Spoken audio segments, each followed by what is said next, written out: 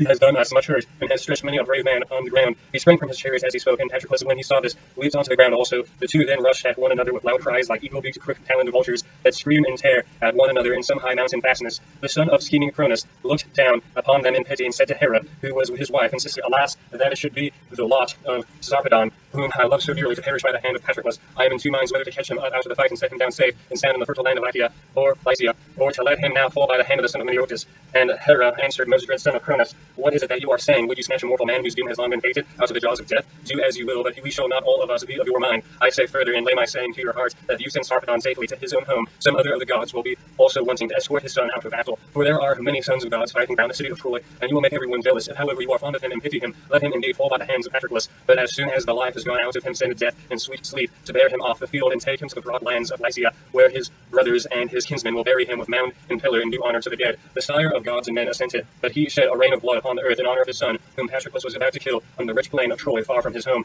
When they were now come close to one another, Patroclus struck Thrasydemus, the brave squire of Sarpedon, in the lower part of the belly, and killed him. Sarpedon, the name of spear, and Patroclus, and missed him, but he struck the horse of Pedasus, and the right shoulder, and it screamed aloud as it lay rolling into dust until the life went out of it. The other two horses began to plunge. The fall of the chariot cracked, and they got entangled in the reins through the fall of the house that was yoked along with him. But Automedon knew what to do without the loss of a moment. He drew the keen blade that hung by his sturdy thigh, and cut the third horse adrift, whereon the other two righted themselves, and pulling hard at the reins, again went together into battle. Sarpedon now took the second aim at Patroclus, and again missed him. The point of the spear passed over his left shoulder without hitting him. Patroclus then aimed in his turn, and spear sped not from his hand in vain, for he hit Sarpedon just where the midriff surrounds the ever-beating heart. He fell like some oak or silver poplar or tall pine, to which woodmen have laid their axes upon the mountains and made timber for shipbuilding. Even so did he lie stretched at full length in front of his chariots and horses, moaning and clutching at the blood-stained dust, as when a lion springs with a bound upon a herd of cattle and fastens on a great black ball which dies bellowing in its clutches. Even so did the leader of the Lycian warriors struggle in death as he fell at the hand of Patroclus. He called on his trusty comrade and said, Gallipus, my brother, hero among heroes, put forth all your strength, fight in might and main. Now if ever quit yourself like a valiant soldier, first go about among the Lycian captains and bid them fight for Sarpedon, then yourself also do battle to save my armor from being taken. My name will hunt you henceforth and forever. If the Eucunians rob me of my armor, now that I have fallen at their ships,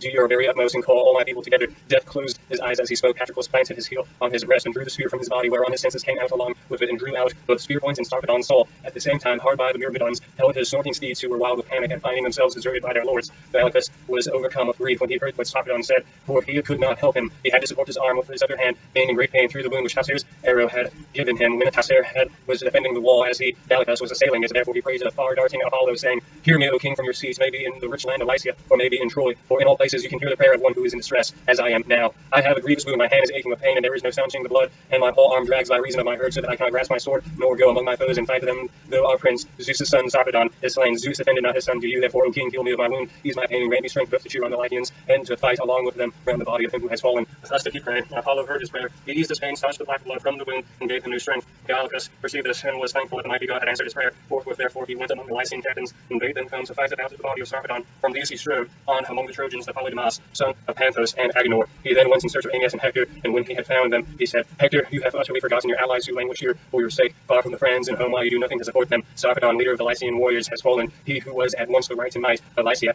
Ares has laid him low by the spear of Patroclus. Stand by him, my friends, and suffer not the Myrmidons to strip him of his armor, nor to treat his body continually in revenge for all the Danaans whom we have speared at the ships. As he spoke, the Trojans were flung in extreme and unforgivable for grief, for Sarpedon, alien though he was, has been one of the mainstays of their city, both as having much people with him, and himself the foremost among them all, led by Hector, who was infuriated by the fall of Sarpedon. They made instantly for the Danaans with all their might, while the undaunted spirits of Patroclus, son of Meniotis, cheered on the Eucunians. First he spoke to the two Ajaxes, men who needed no biding. Ajaxes, said he, may it now please you to show yourselves the men you have always been, or even better. Sarpedon has fallen. He who was first to overleap the wall of the Eucunians, let us take the body and outrage it. Let us strip the armor from his shoulders and kill his comrades if they try to rescue his body.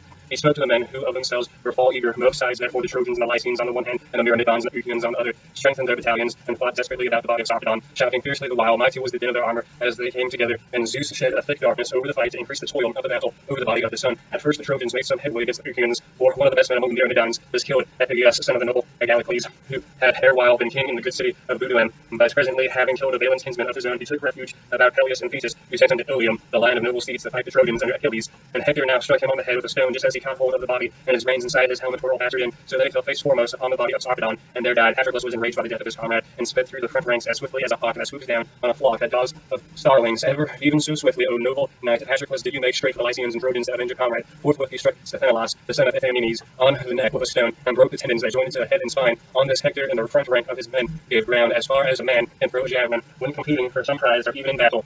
So far did the Trojans now retreat before the Achaeans. Galliccus, captain of the Lycians, was the first to rally them by killing Bacchycles, son of Chalcon, who lived in Hellas and was the richest man among the Myrmidons. Galliccus turned round suddenly just as Bacchycles, who was pursuing him, was about to lay hold of him, and drove his spear right into the middle of his chest, whereon he fell heavily to the ground, and fall of so good a man filled the Achaeans with dismay, while the Trojans were exultant and came up in a body round the corpse. Nevertheless, the Achaeans, mindful of their prowess, bore straight down upon them. Meronius then killed a helmed warrior of the Trojans, Laogonus, son of Monitor, who was priest of Zeus of Mount Ida, and was honored by the people as though he were a god. Meronius struck him under the jaw and ear, so that life went out of him, and the darkness of death laid hold upon him. Aeneas then aimed a spear at Meronius, hoping to hit him under the shield as he was advancing, but Meronius saw it coming and stooped forward to avoid it, whereon the spear flew past him, and the point struck the ground, while the butt end went on quivering till Uries robbed it of its force. The spear therefore sped from Aeneas' hand in the vein, and fell quivering to the ground. Aeneas was angry and said, Meronius, you are a good dancer, but if I had hit you, your spear would soon have made an end for you. And Meronius answered, Aeneas, for all your bravery, you will not be able to make an end of everyone who comes against you. You are only a mortal like myself, and if I were to hit you in the middle of your shield with my spear, however strong and self-confident you may be, I should soon vanquish you, and you would yield your life to Hades of the noble steeds. On this son of Meniotis rebuked him and said, Meriones, hero though you may be, you should not speak thus. Taunting speeches, my good friend, will not make the Trojans draw away from their dead body. Some of them must go underground first, blows for battle and words for counsel, fight therefore and say nothing.